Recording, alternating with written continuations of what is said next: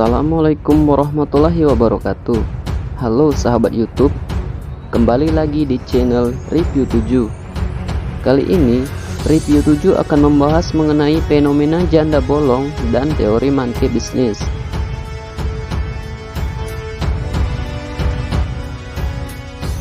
Tanaman hias janda bolong saat ini tengah menjadi perbincangan para pemilik hobi perkebunan karena harganya yang semakin melejit. Mulai dari harga jutaan, kini tanaman yang dikenal dengan nama monstera ini bahkan telah menembus harga 250 juta.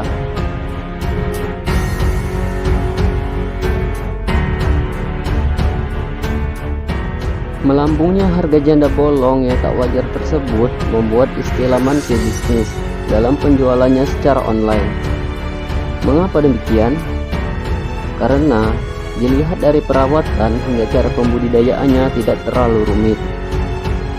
Hal inilah yang membuat mengapa harga tanaman hias ini terlalu tinggi di pasaran. Naiknya harga tanaman janda bolong ini disebabkan oleh budaya latah setelah tanaman ini menjadi tren di kalangan pemilik rumah elit dan rumah-rumah yang desainnya minimalis. Itulah sebabnya kita harus paham metode monkey bisnis. Tanaman janda bolong ini adalah tanaman monstera. Layaknya dunia fashion, selalu ada tren tanaman hias yang berbeda setiap tahunnya. Dulu, sebelum viralnya tanaman janda bolong, juga ada kasus bunga gelombang cinta yang pernah heboh beberapa tahun lalu.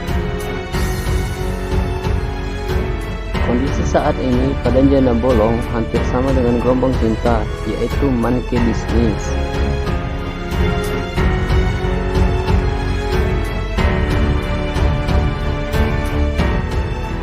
Monkey bisnis memiliki arti bisnis monyet.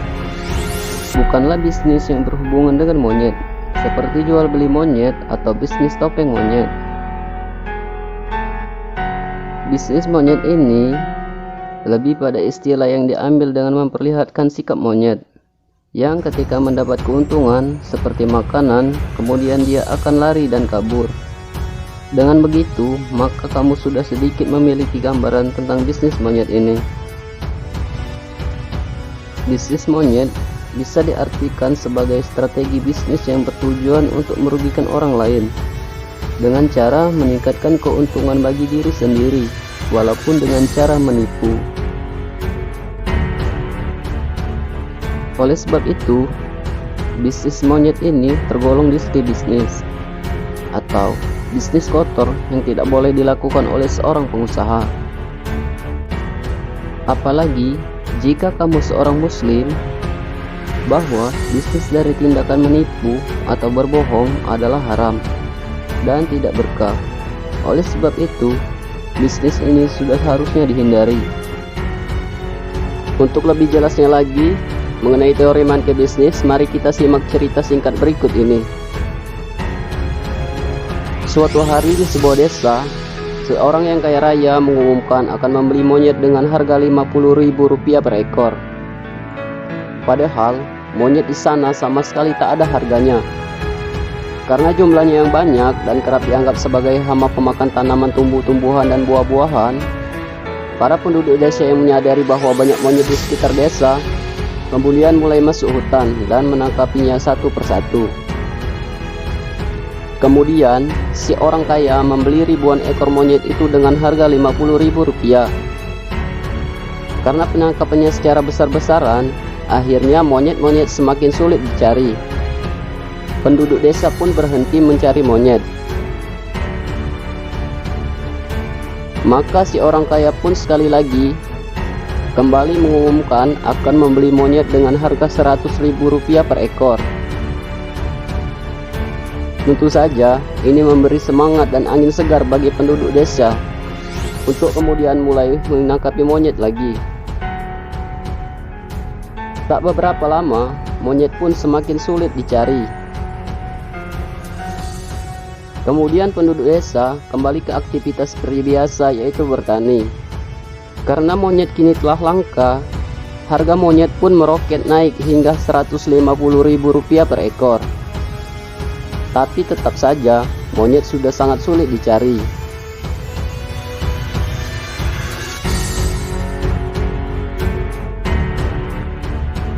Sekali lagi, si orang kaya mengumumkan kepada penduduk desa bahwa ia akan membeli monyet dengan harga Rp500.000 per ekor. Namun, karena si orang kaya harus pergi ke kota karena urusan bisnis, asisten pribadinya akan menggantikannya sementara atas nama dirinya. Dengan tiada kehadiran si orang kaya, si asisten pun berkata pada penduduk desa, "Lihatlah monyet-monyet yang ada di kurungan besar yang dikumpulkan si orang kaya itu. Saya akan menjual monyet-monyet itu kepada kalian dengan harga Rp350.000 per ekor. Dan saat si orang kaya kembali, kalian bisa menjualnya kembali dengan seorang kaya dengan harga Rp500.000 per ekor." Akhirnya, penduduk desa pun mengumpulkan uang simpanan mereka, menjual aset bahkan kredit ke bank, dan membeli semua monyet yang ada di kurungan itu. Namun, kemudian mereka tak pernah lagi melihat si orang kaya maupun si asisten di desa itu. Selamat datang di Wall Street. Inilah yang dikatakan orang monkey business. Sebagian besar masyarakat Indonesia sangat mudah terpengaruh oleh hal-hal seperti ini. Ingin dengan mudah dan cepat mendapatkan keuntungan yang sangat besar, namun tidak pernah berpikir secara rasional. Apakah bisnis ini nyata dalam artian seperti bisnis-bisnis yang sudah berjalan? Mari kita berpikir kritis dan logis. Misalnya, saat booming tanaman gelombang cinta, harga normal tanaman ini sebenarnya adalah Rp10.000 sampai dengan Rp50.000 saja. Bahkan saat ini di marketplace, harga bibitnya mulai dari Rp7.500.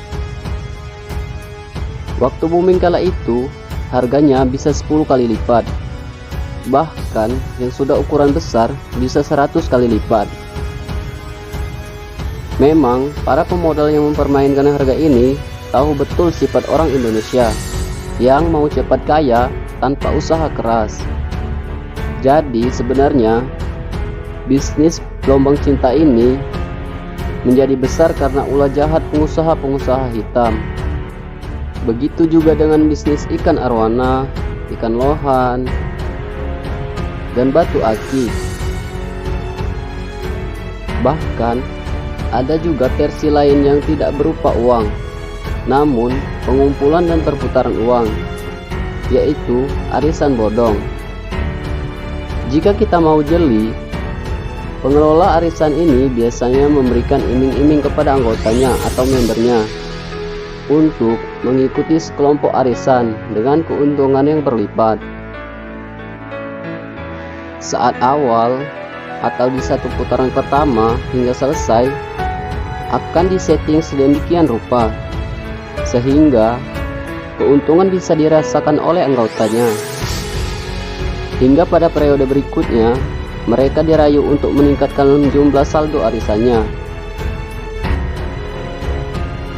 Anggota arisan ini awalnya juga tidak merasa khawatir karena keuntungan yang sebelumnya yang mereka dapatkan.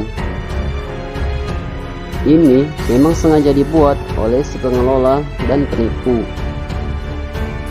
Kemudian, dengan jumlah anggota yang semakin banyak serta iuran yang lebih tinggi, maka uang yang dikumpulkan oleh pihak penyelenggara sangat banyak, hingga mencapai angka ratusan, bahkan miliaran rupiah. Penyelenggara arisan kemudian kabur dengan uang yang dia dapatkan. Dalam beberapa kasus, jumlah anggota arisan ini bahkan mencapai puluhan ribu orang. Bayangkan betapa masifnya bisnis tipu-tipu ini dengan korban yang tidak sedikit. Mari kita lebih bijak lagi memilih-pilih dan memilah-milah tawaran bisnis apapun dengan rasional, agar terhindar dari kerugian karena kebodohan kita sendiri.